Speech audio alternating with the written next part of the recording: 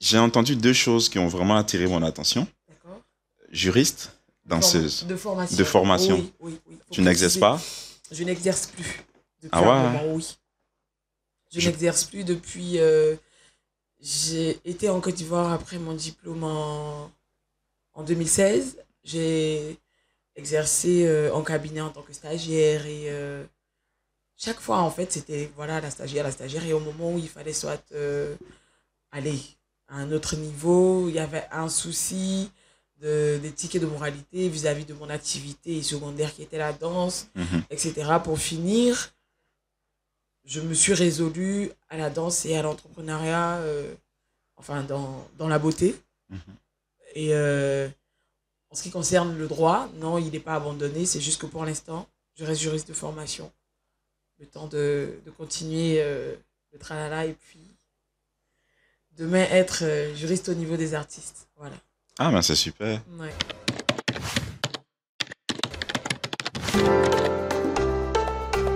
Hello, salut à tous. Bienvenue sur Comfort Talk. Je suis Williams Dabo, cofondateur de l'agence Comfort Dev.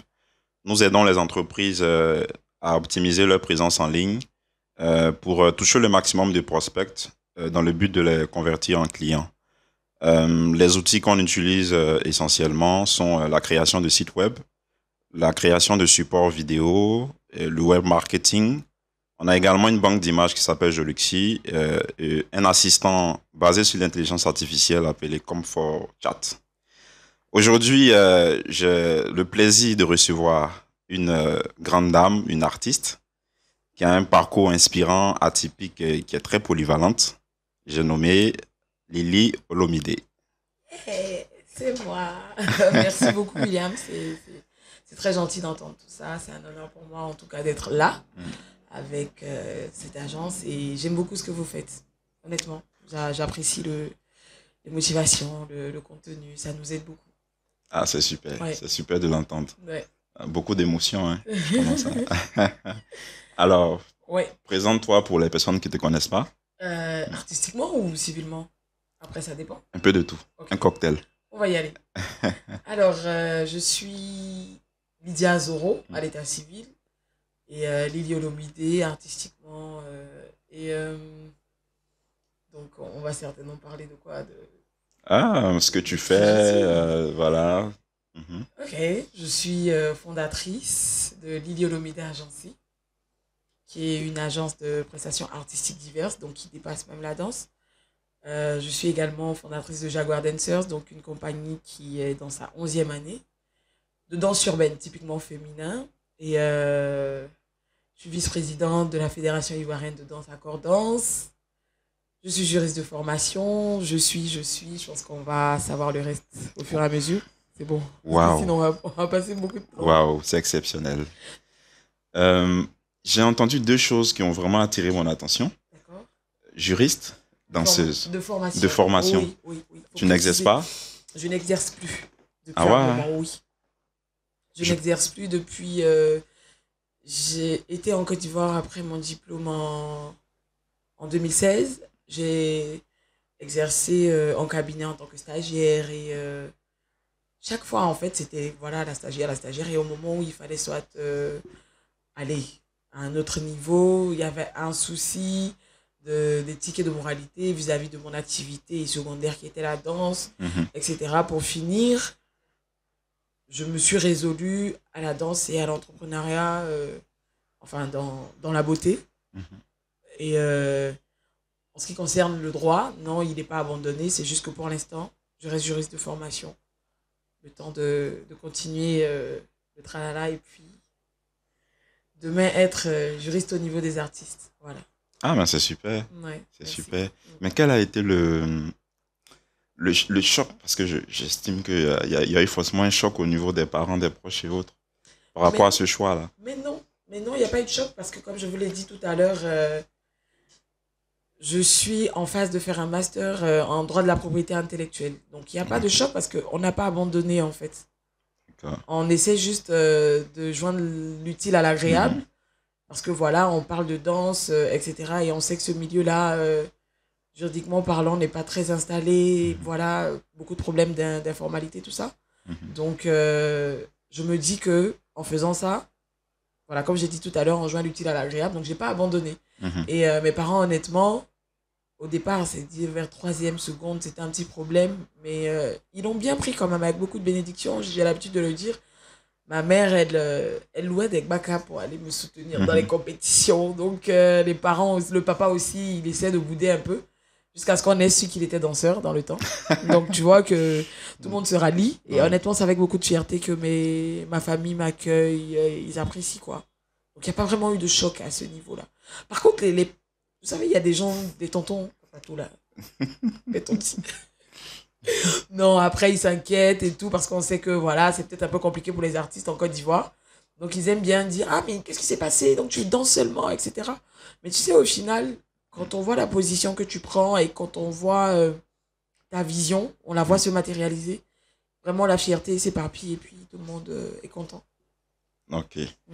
Quelles sont les difficultés que tu rencontres au quotidien dans l'exercice de ta fonction de danseuse? Les difficultés. Bon, peut-être que. Bon, ça, ouais, tous les danseurs, quand même. On trouve qu'on n'est pas assez bien payé. Au-delà, vous allez trouver beaucoup de préjugés. Vous comprenez? Que ce soit même dans le milieu. Hein. On est entre nous, collègues. Tu vas avoir une différence de considération. Par exemple, de l'artiste-chanteur au musicien jusqu'aux danseuses. C'est-à-dire que c'est un escalier que les gens se font alors qu'on devrait se retrouver tous entre collaborateurs. Donc, même dans le traitement, vous voyez, pendant l'exercice de nos fonctions, c'est un peu compliqué. Bon, je ne veux pas abuser, mais honnêtement, il y a des fois, on se sent vraiment lésé, en fait, par rapport à d'autres collaborateurs. Alors qu'on se dit tous artistes, tu vois. Permets-moi de te tutoyer. Donc, c'est un peu ça que j'aime pas beaucoup. Et vous savez aussi, hein, les danseuses ont tendance, ou du moins les gens ont tendance à sexualiser les danseuses. Donc pour les danseurs, je sais pas, mais même eux, ils subissent des fois. Vous savez, il y a des femmes qui viennent et te regardent d'une certaine manière avec des idées derrière la tête et tout. Bon, on se dit que ce que tu viens faire, ça a un but. Bref, les gens ont des idées un peu tordues qui sont pas très cool. Et ils n'hésitent pas, en fait, à venir vers toi et te le déclarer. C'est choquant, c'est rabaissant. Comprenez, moi je dis toujours, une danseuse peut te plaire parce qu'elle est belle, peut-être parce qu'elle a bien dansé, mais comment tu l'approches pour lui en parler? C'est ça. Voilà. Par contre, quand tu viens et puis tu dis, par exemple, ah, ce que tu as fait sur scène, franchement, ça me donne des idées, c'est déplacé. Tu lui aurais dit, tu danses très bien, honnêtement, je veux bien te connaître. Tu vois que là, on t'a pas montré qu'on manque de respect à ton talent. Autant de choses, honnêtement. Mais il y a plein de difficultés, quoi. Ok. Ouais. Ouais. Et pour aller plus profond, on va parler de ce pourquoi justement l'agence a été montée côté administratif. C'est vraiment compliqué. Vous trouvez rares sont les compagnies, spécialement dans le domaine urbain, rares sont les compagnies qui ont des comment dire, des documents administratifs légaux pour exercer. Beaucoup ne veulent pas vraiment quitter l'informel. C'est compliqué pour nous parce qu'on collabore avec eux quand il y a des situations un peu compliquées qui arrivent. C'est dommage, on n'arrive pas. Bon, ils n'ont pas la culture de faire des contrats pour danser. Il y en a trop. Ouais. Honnêtement, il y en a trop. Je dis que le monde de la danse en Côte d'Ivoire est en marche pour l'évolution, mais bon, je me dis qu'au fur et à mesure, ça va aller, quoi. Donc, c'est un petit truc entre la société et puis les danseurs eux-mêmes, voilà, qui crée ce lot de difficultés-là. On va dire, ouais. Et je pense que le fait qu'il y ait ces difficultés-là donne tout un sens, en fait, au projet que tu es en train de lancer. Pas qu'à mon projet, parce que bon, le projet est déjà lancé, mais surtout au projet premier que fait la Fédération ivoirienne de danse. Parce que voilà, c'est là-bas qu'on a pris nos motivations pour justement, nous les danseurs, se mettre aussi dans ce combat-là à travers nos structures privées. Et c'est ça le but, effectivement. Comment assainir le milieu de la danse, la fédération se bat et vraiment par tous les moyens quoi qu'il faut. Ok. Et on est dedans. C'est super. Merci. C'est super. Oui. Mais comment tu as su que c'est la danse que tu devais faire?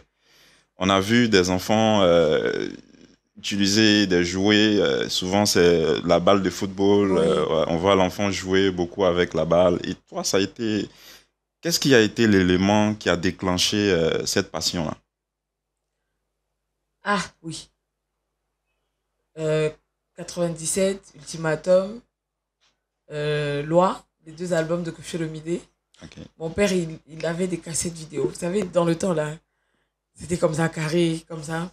Et quand il mettait, j'étais très jeune, hein. J'avais même pas encore 5 ans. Quand il mettait les cassettes vidéo, quand tu dansais, il te donnait les billets de 500 verres, là, dans le temps. Non, juste pour rigoler. C'est pas ce qui m'a vraiment motivé, mais au fur et à mesure, tu découvres que tu as quelque chose.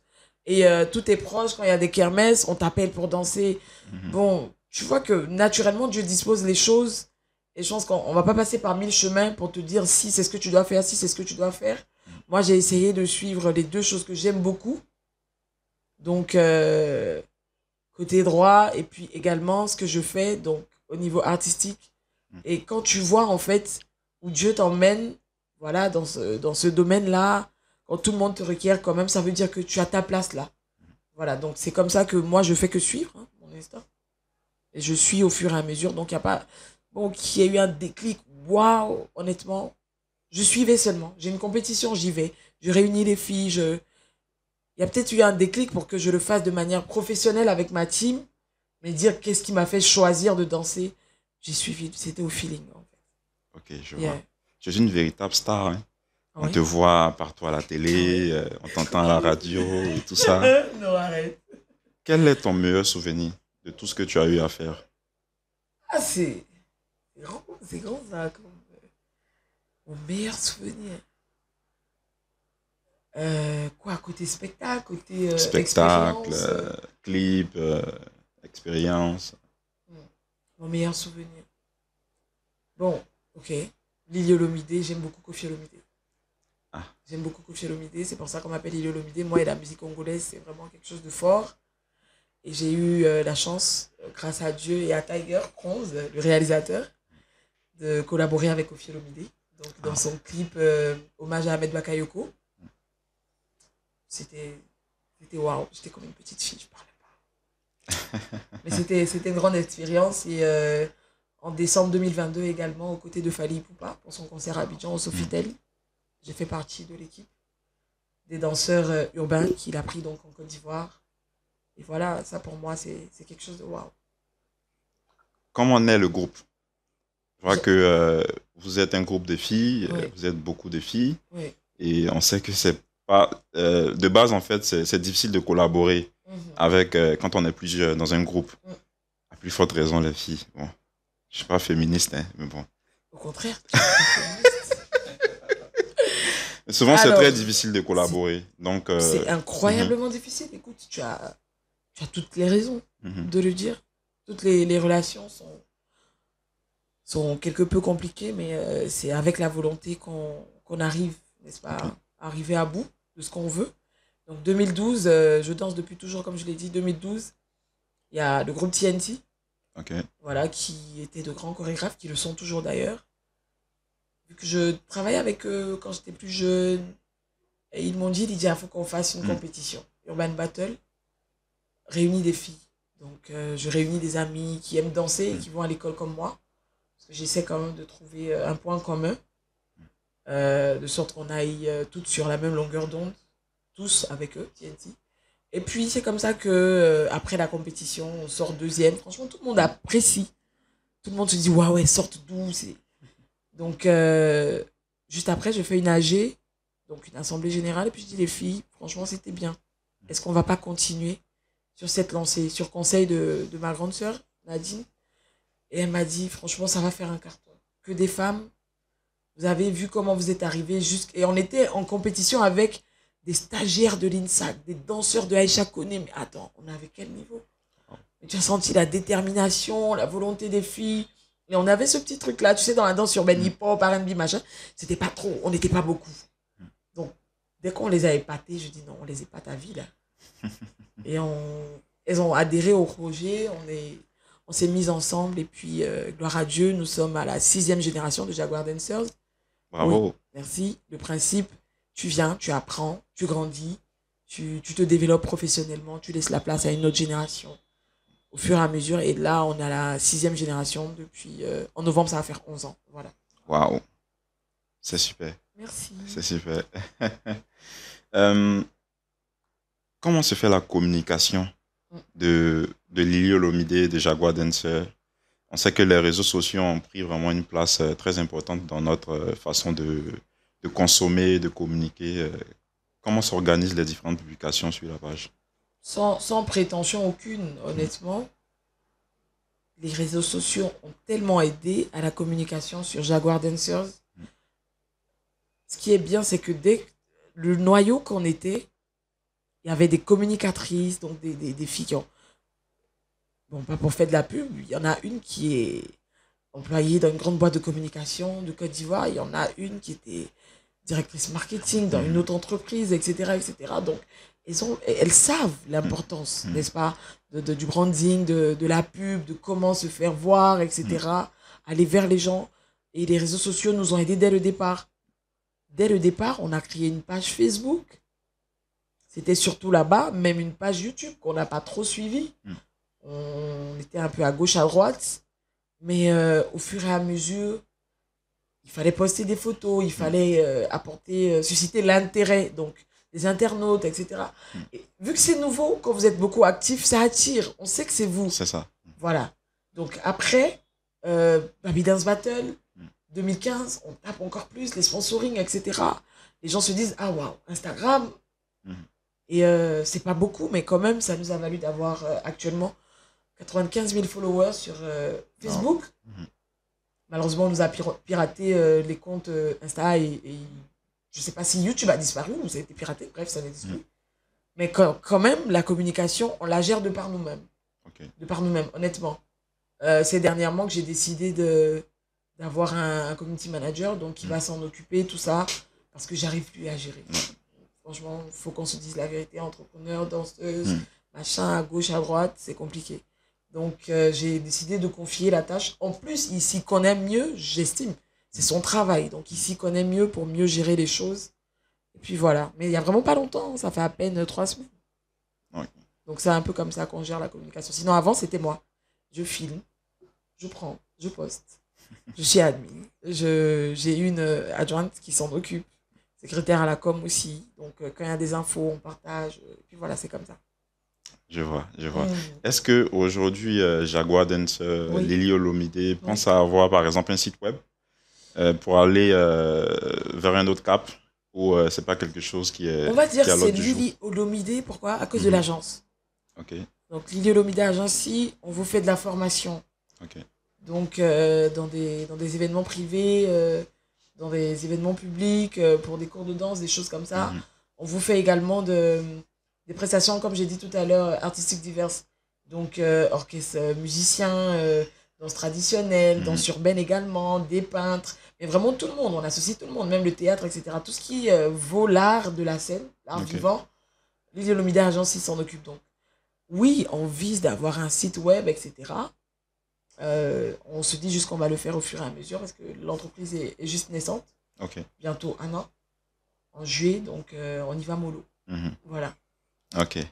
Ce qui me plaît, c'est que vous avez tout de suite compris dans le groupe l'importance d'avoir une page Facebook, de bien communiquer, d'avoir en fait une sorte de structure dans la façon de communiquer. Et ça, franchement, c'est notre bataille à nous au niveau de Come4Dev. Parce qu'on fait face à plusieurs personnes qui se disent, bon, l'activité, elle marche, donc pourquoi communiquer?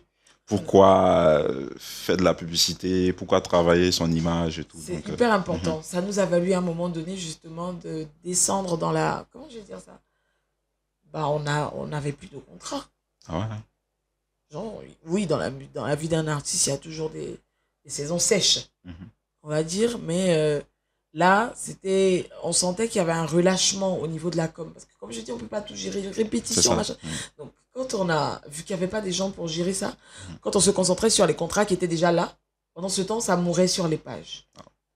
Et quand ça meurt sur les pages, quand c'est la saison sèche, c'est ceux qui ont l'habitude de te voir. Toi, tu as une longueur d'avance, en fait, quand ta com est à un certain niveau. Donc, c'est ceux qui ont l'habitude de te voir, qui traînent sur ta page et tout, qui peuvent te recommander, qui peuvent... tu peux justement avoir des clients dedans. C'est là-bas, en fait, que tu dois te battre. Donc, même quand tu en as à côté, il faut continuer. C'est la vie d'un artiste, sinon les artistes, ils vont pas se tuer à faire un album, poster des photos partout. Je parle des chanteurs, par exemple. C'est important. Honnêtement, c'est important. Pour les contrats, Oui. Je sais que ça mange beaucoup Si dans on ce est, milieu. si on est organisé et bien structuré, Mhm, tu peux t'en sortir. Honnêtement, si tu es organisé et structuré, tu peux t'en sortir. C'est là où, tout de suite, je, comme j'ai dit, je vous rejoins dans vos objectifs parce que je vais faire un petit lien. Tu sais danser, mhm, simplement. Il y a des milliers de danseurs magnifiques en Côte d'Ivoire, laisse tomber. mhm. Mais comment tu fais pour qu'on sache que tu es un bon danseur? C'est ça. Et quand on sait que tu es un bon danseur, qu'est-ce que tu mets autour de ta personne d'artiste pour que tu aies la valeur, la plus-value par rapport à d'autres? Mhm, That's the question. Il y a toute une organisation autour. Il y a la communication, il y a la gestion d'image, il y a l'imposition des conditions de travail pour qu'on voit le sérieux dans ce que tu fais. Mais avant tout, la formation que tu fais. Mais si tu as joint tout ce noyau-là, que tu as l'habitude de te former, peut-être avec des collaborateurs, des petites collaborations, dans notre jargon, on dit des mots de danse, etc. mhm. Tu t'approches d'un grand, tu vois qu'il bouge bien, il a de la cote en matière de communication, tu te colles à lui, bah, tout de suite, on voit que, mais c'était qui à côté de toi? Tu vois, on te requiert. Et quand on te requiert, tu viens, oui, mais je veux travailler comme ça, je veux travailler comme ça. Tu vois que là, au fur et à mesure que les gens, ils se disent, attends, elle doit avoir un poids, il doit avoir un poids. Et ils ont envie de mettre la main à la chose. Quand tu montres que tu as de la valeur, quand tu montres que tu es assez organisé dans ce que tu fais et que le métier que tu as choisi, mais c'est vraiment un métier à part entière, en fait. Contrairement à ce que les gens pensent en Afrique noire en ce qui concerne la danse. Donc la danse, ça peut très bien payer si tu es bien organisé. Et honnêtement, il y a des collaborateurs, donc quand je dis collaborateurs, promoteurs de spectacles, artistes, qui, euh, qui ont vraiment beaucoup de respect pour ce volet-là. Et honnêtement, ça, pas que ça nous aide, mais bah oui, ça aide tout le monde en fait. Quand c'est comme ça, tu travailles bien pour lui. Mhm. Et quand vraiment. Bref, ça paye. Ça Mais ça paye. dépend. Quel est le plus gros contrat? Le plus gros cachet? Que j'ai eu. Ouais. C'est quoi le montant? On peut faire sortir la calculatrice, hein. Non, non, non, non. Après, en tout cas, on peut aller vers le million. Pourquoi? Parce que tu joins, tu joins tes talents de. On parle de moi déjà. Tu joins tes talents de conseillère en image. Donc, je vous ai dit, je suis entrepreneur en matière de beauté. Donc, vêtements, machin, beauté, onglerie, coiffure, make-up, etc. Mhm, Tu joins ton, ton chapeau de chorégraphe, mhm. tu joins ton chapeau de danseuse-interprète. Quand tu fais toute la facture, tu vois que Ça ça monte, grimpe. ça grimpe. Voilà, voilà. Donc, on pourrait arriver vers le million. C'est arrivé, ouais. Wow.